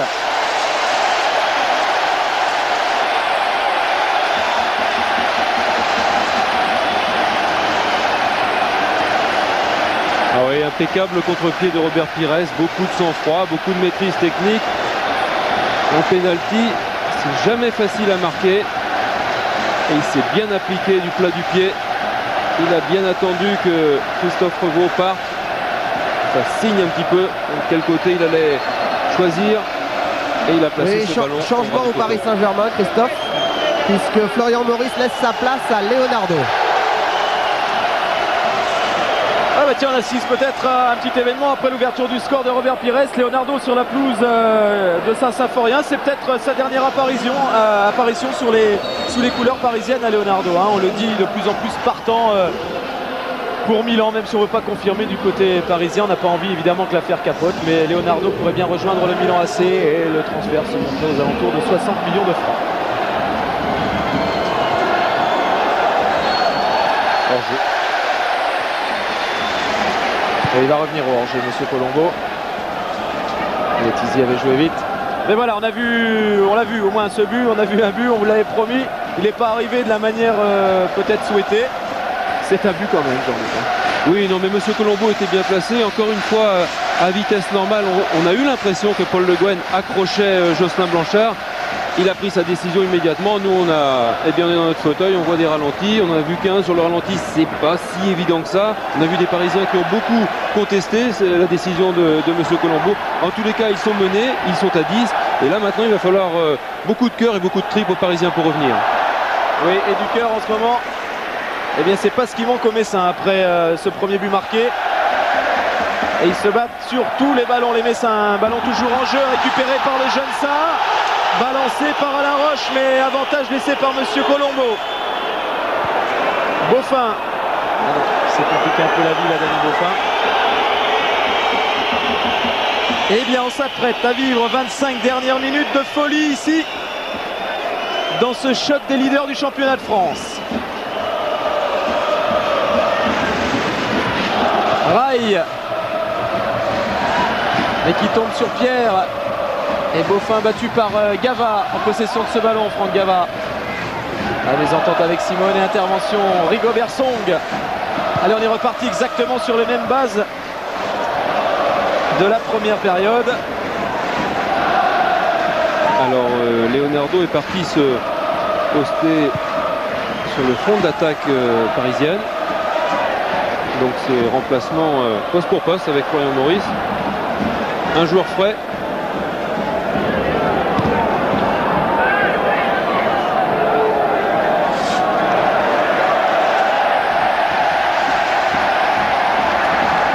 Ce ballon a été touché par Pascal Pierre. Hein. Oui, de la tête. De la tête pour Lionel Etizi, mais on n'a plus le droit de toucher. On n'a plus le droit de passer le ballon en retrait de n'importe quelle partie du corps que ce soit. Hein. J'ai l'impression que ça a un peu échappé à Monsieur Colombo, ça, mais les Parisiens n'ont pas protesté. Il y a visiblement de vieux réflexes qui ont ressurgi là. Ou alors c'était pas volontaire de la part de Pierre.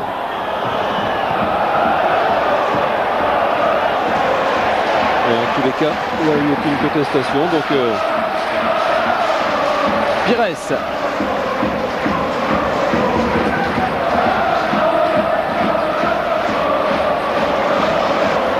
Castendoche maintenant, le long, il cherchait Pires.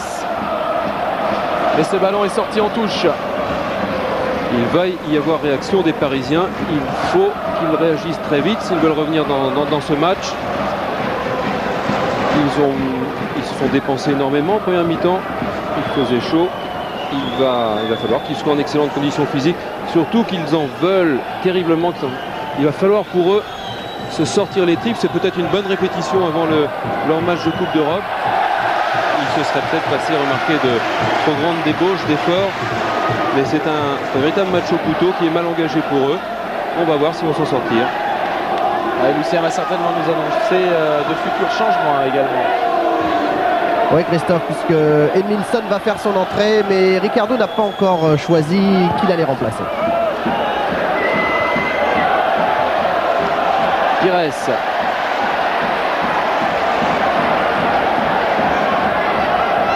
Qui s'appuie sur Vladan Lukic, ça va vite avec Robert Pires qui cherchait Rodriguez, mais qui est tombé sur Roche. Ça va peut-être un petit peu trop vite. Oui, ça va trop vite. Les Messins n'ont pas de raison d'emballer le match maintenant. Ils ont plutôt intérêt à conserver le ballon et à le faire circuler.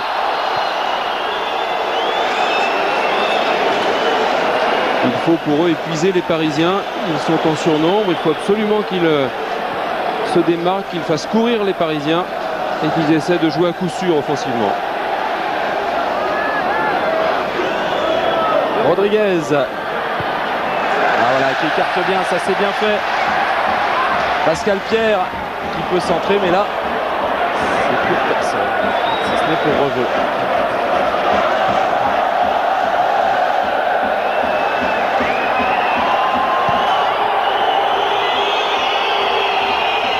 Simone avec Leonardo qui bute sur Blanchard. Récupération Gava. Ngoti qui va écarter à gauche là-bas, il a bien vu Didier Domi. Poursuivi par Robert Pires. Il peut centrer Didier Domi. Mais c'est sur la tête du capitaine Castendoche. Et c'est Metz qui repart de l'avant avec Dany Beaufin. Et Robert Pires encore, infatigable dans cette rencontre, Pires. Et qui bascule le jeu. Ça joue remarquablement bien d'un côté comme de l'autre. Et le jeune Louis Sarra qui frappe. Quelle tentative encore de ce jeune plein d'audace quand on parlait d'insolence du côté du FC Metz. En voilà un symbole vivant. Oui, mais du côté parisien, on ne s'avoue pas vaincu puisque Ricardo va faire donc rentrer Edmilson et il va remplacer son compatriote Rail. C'est bien ce qu'a fait ça, parce qu'il a profité de l'appel de balle de Beaufin qui a emmené qui a emmené Laurent Fournier sur le côté et il s'est engouffré dans l'espace face au but, il a déclenché une frappe. Elle n'a pas été victorieuse comme contre Bordeaux, mais en tous les cas c'est de l'audace, c'est bien. La sortie de rail.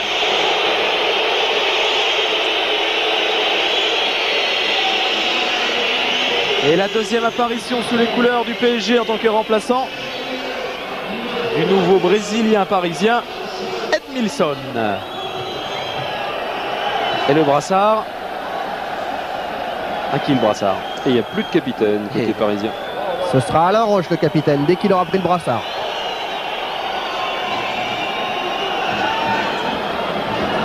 Attention, quand il n'y a plus de capitaine dans un navire, des fois ça tangue. Hein.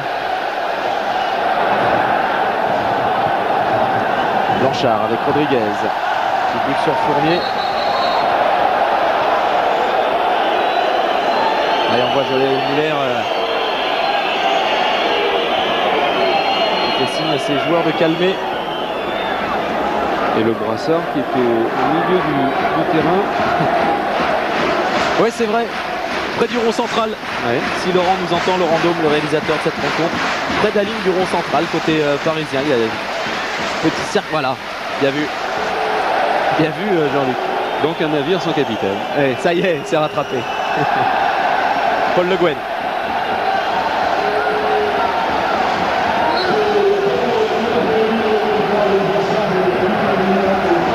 Ça, avec Rodriguez, serré par Roche et Fournier qui manque son dégagement.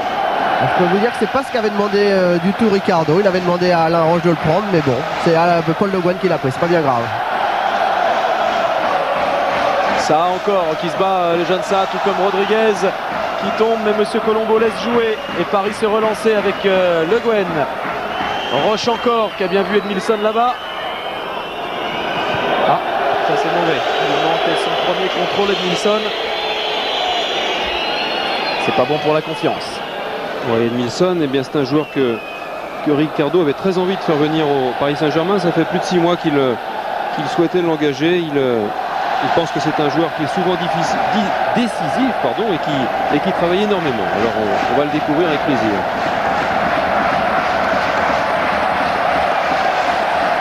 Pires avec Jocelyn Blanchard.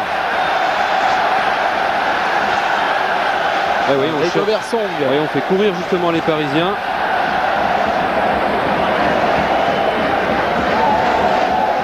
C'est évidemment la tactique que les Messins doivent employer. Et quant aux Parisiens, eh bien c'est courir le plus vite possible, faire courir ce ballon le plus vite possible vers le but de Lionel Letizy. Vous avez aperçu tout à l'heure Louis Sarri, il n'a pas 20 ans encore, hein, ce jeune garçon. Il est de l'année 78. International des moins de 20 ans au sein de l'équipe de France. Il a été formé au club natif de Paris. C'est évidemment un grand rendez-vous pour ce jeune parisien d'origine que de jouer contre la grosse équipe parisienne, le PSG. Le PSG qui pousse en ce moment malgré la vague entamée dans le stade Saint-Symphorien par les supporters lorrains. Le PSG veut réagir.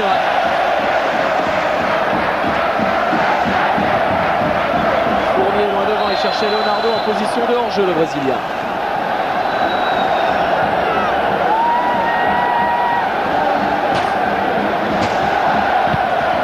Leonardo qu'on a encore assez peu vu côté parisien. Et on va voir s'il va trouver très vite des automatismes avec son partenaire Edmilson. Louis Sarri va prendre son premier carton jaune de sa carrière aussi en première division. Sur ce tacle alors qu'il avait perdu le ballon.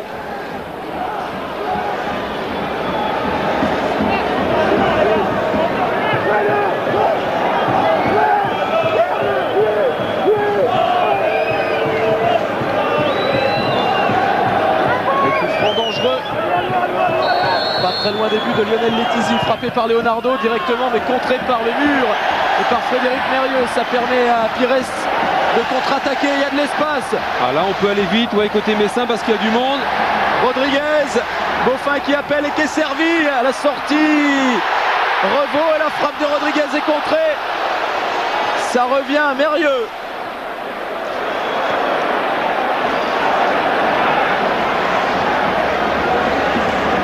Castendush. On entame le dernier quart d'heure de cette rencontre et on n'est pas au bout de nos émotions, c'est sûr. Mérieux. Avec Blanchard qui écarte bien sur Dani Beaufin, toujours disponible. Au deuxième poteau, l'appel de Lukic qui laisse à Pires. La frappe de Pires, et le but. Non, dit Monsieur Colombo. Oui. Oui, dit Monsieur Colombo, et c'est un doublé. Non, coup franc. Ah. Non, il a immédiatement refusé le but parce qu'il y a faute, semble-t-il, de Rodriguez sur le défenseur parisien.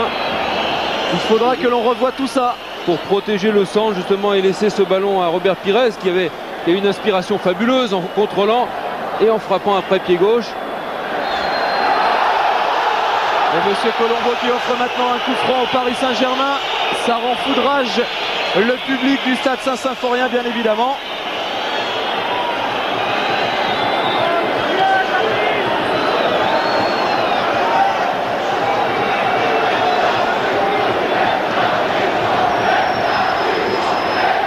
Ils ont du mal à comprendre, les supporters messins. En tout cas, alors que Paris était à deux doigts d'être mené 2-0, il y a une bonne occasion peut-être pour égaliser là sur ce coup franc. Et la frappe de Paul Le Guen, contrée par Mérieux. Il y a un signe quand même, Christophe, c'est que les joueurs messins n'ont quasiment pas protesté. Ouais, il continue d'attaquer, surtout avec Dani Beaufin tout seul. Pires au deuxième poteau et Beaufin qui tente sa chance devant Revaux. Un Revaux impeccable devant l'international belge. Ce sera quand même un corner pour les Lorrains. Super Revaux, super contre des Messins. Et Dani Beaufin, intérieur du pied. Revaux a tout compris. Il sauve le Paris Saint-Germain parce que le match certainement était plié si jamais il avait encaissé ce deuxième but. À quel match en tout cas on est en train de vivre en ce moment entre le Paris Saint-Germain et le FC Metz. Blanchard, non. Devancé par Leonardo. Leonardo superbe devant Robert Pires. Et tacle de ça. Sur Edmilson, un petit peu rugueux ce tacle de ça. Faut qu'il se méfie aussi le jeune Louis Saha parce qu'il a pris un carton jaune il n'y a pas longtemps. Edmilson.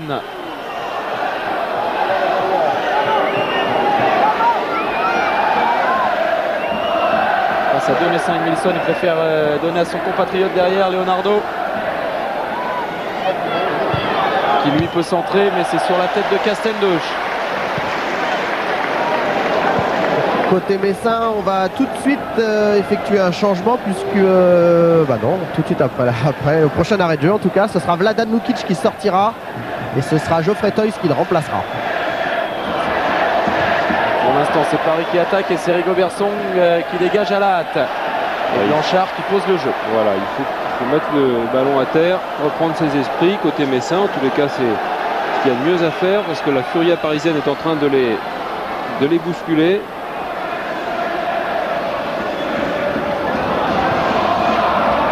Il est pas hors jeu, Rodriguez il est pas hors jeu.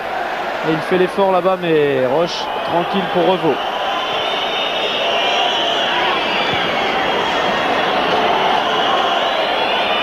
Revaux. Qui réclame à ses joueurs d'aller de l'avant. Et il cherche et trouve impeccablement Didier Domi. Suivi toujours par Robert Pires. Qui met la main à Pires.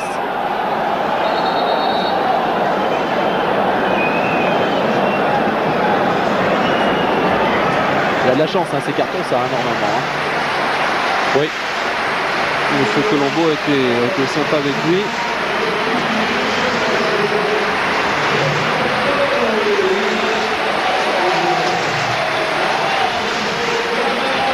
Allez, un peu de renfort dans le secteur défensif avec l'entrée en jeu de l'ex-bordelais Geoffrey Toye. Ouais, Dani Beaufin a beaucoup donné. On fait rentrer un défenseur tout frais. Ça veut dire sans doute côté Messin qu'on souhaite préserver l'avantage d'un but.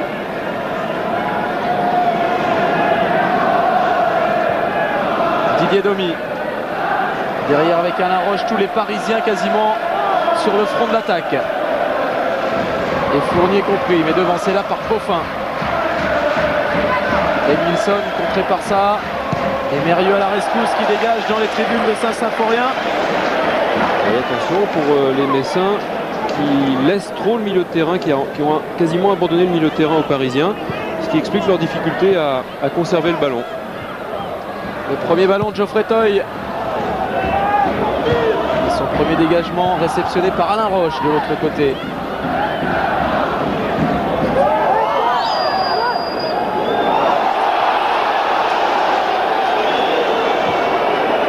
C'est pas mal arbitré du tout de la part de Monsieur Colombo. Leonardo avec Gava. Qui a fait mine de centrer et qui centre maintenant Gava pour Edmilson, pour Simonet peut-être. Il laisse à Domi, mais un petit peu trop tergiversé côté parisien. Ce ballon est sorti. C'est bien ce que font les Parisiens en ce moment. Ils ont décidé de secouer un petit peu les Messins au milieu de terrain.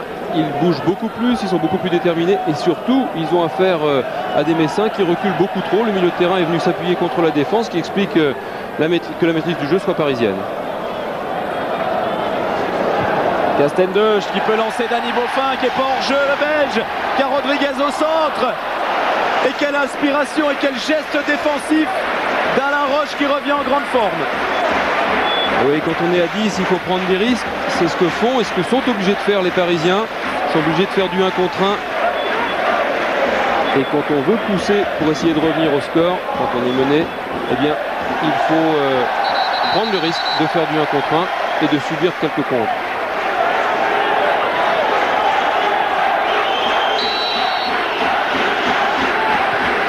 Ce nouveau corner Messin, la tête de Saha, tout seul, absolument tout seul, le jeune Saha. Il a du culot celui-là. Hein. Oui, un petit peu de précipitation, mais il est dans tous les coups depuis qu'il est rentré. Physiquement, il a un gabarit très intéressant. Grosse détente, mauvais timing, mais bonne détente. Et il se rend compte après qu'il était tout seul. Et ça revient devant le but de Revaux. Qui relance parfaitement au pied Christophe Revaux. La situation était pourtant délicate.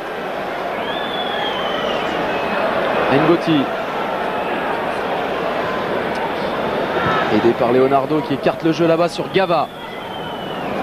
Pour redonner à Domi. Ça c'est bien fait côté parisien. Et Domi dans la surface maintenant. Domi. La tentative du jeune arrière latéral parisien qui échoue sur Lionel Letizy. Ouais, c'est bien un petit peu la manière de Jocelyn Blanchard. Tout à l'heure, il a pris sa chance. Il a pris l'espace et il est allé créer le décalage. Et de l'autre côté, ça qui a lancé Rodriguez qui peut frapper.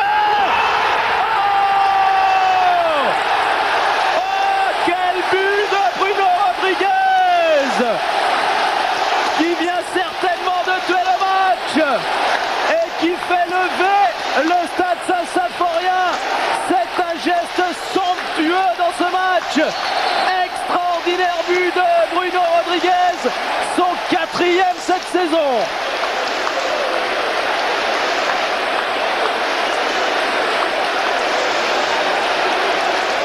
Aïe aïe aïe, je suis sous le charme de ce but. Alors que Didier Domi avait failli égaliser sur l'action précédente pour le Paris Saint-Germain. Sur le contre, Bruno Rodriguez se retrouve côté gauche de la surface de réparation. Il se met bien le ballon sur son pied droit et il enroule cette frappe. Lucarne, Revaux ne peut pas faire grand chose, c'est parfait, du grand art. Côté Messin, où on effectue tout de suite un changement avec l'entrée de Francky Stigliol à la place de Dany Boffin.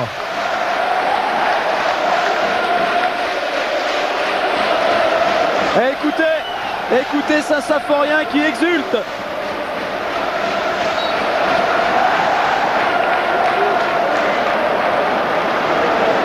Ça fait 2-0 et ça semble très mal engagé pour le Paris Saint-Germain. Joël Muller, l'entraîneur messin, voulait un résultat, il est en train de le tenir. Qu'importe la manière, avait-il dit. Je veux un résultat, je veux que Metz progresse dans le monde du football français et affiche sa place parmi les tout meilleurs clubs français. C'est ce qu'est en train de faire le club lorrain en ce moment.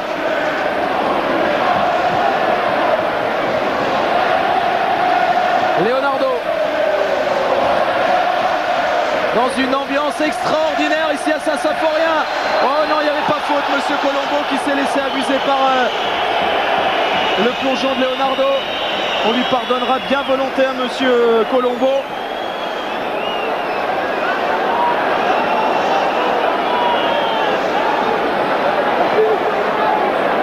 Qui a eu un match difficile à arbitrer, monsieur Colombo, et qui s'en est remarquablement sorti.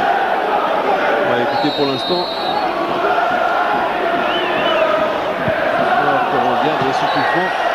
pour l'instant, il s'en est parfaitement sorti. C'est un match pourtant qui sent la poudre. C'est un match entre deux équipes leaders.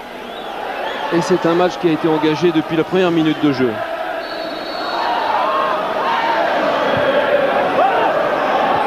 Letizy battu, c'est un nouveau corner pour le Paris Saint-Germain qui pousse avec générosité quand même. Et c'est bien, il faut saluer cette générosité parisienne. Ouais. Il y a du tempérament. Oui, Christophe, principalement sous l'impulsion de Leonardo qui a remis beaucoup d'ordre dans le jeu parisien. Au tout début, on a dit qu'on ne le voyait pas trop, c'était les 5 premières minutes. Et bien depuis, c'est lui qui a multiplié l'organisation des passes décisives pour les attaquants. C'est lui qui a manœuvré, c'est lui qui a tenté, qui a osé, qui a dribblé, qui a recherché les décalages. Il a un petit peu tout fait offensivement dans le jeu parisien. Donc vous êtes en train de démontrer qu'il va être difficile de s'en séparer. Ouais, j'avoue que sur sa rentrée, c'est un grand joueur qu'on voit là sur sa rentrée. Ouais. Petite faute de Bruno Rodriguez dans sa lutte avec Laurent Fournier. Ah, il voulait marquer de la tête, Laurent Rodriguez. Il n'a pas marqué de la tête, mais enfin il s'en satisfait. Oh oui, il va s'en contenter sûrement parce que celui-là, il devait en rêver quand même. Et ça doit réjouir la Corse entière pour ce garçon originaire de Bastia qui a laissé de bons souvenirs et qui souhaiterait terminer sa carrière à Bastia justement, parce qu'on n'oublie pas l'île de beauté comme ça. Et après des buts comme ça, il risque plutôt d'aller du côté de l'Italie, de l'Espagne ou de l'Angleterre peut-être. Ah, un premier petit passage et puis on revient en Corse. On n'oublie pas ces premières années. Ah, ils vont se bagarrer les Messins. Ils tiennent ce match.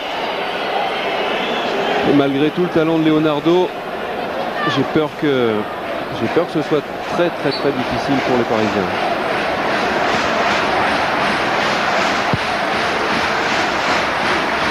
Castendoche, lui, ne se trompe pas, loin devant. Et récupération ça qui lance Rodriguez, pas hors jeu.